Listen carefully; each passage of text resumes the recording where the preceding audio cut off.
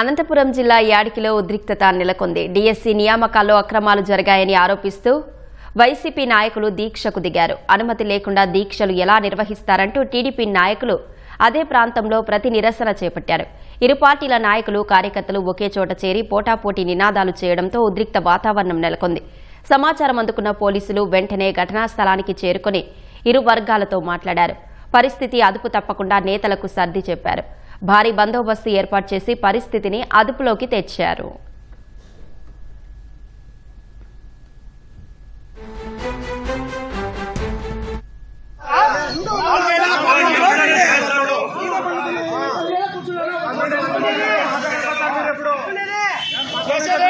Sir ఎంతసేపు చెప్పండి మీరు ఎంతసేపు మాట్లాడేది ఎంతసేపు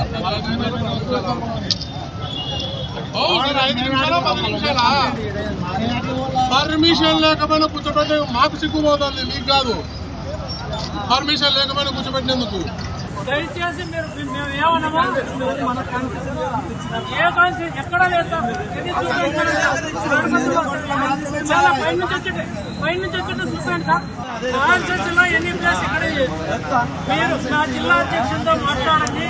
మా జిల్లా అధ్యక్షుని చెప్పి మనం చేసుకోండి ఏమని సార్. మీరు ఏదో ఇది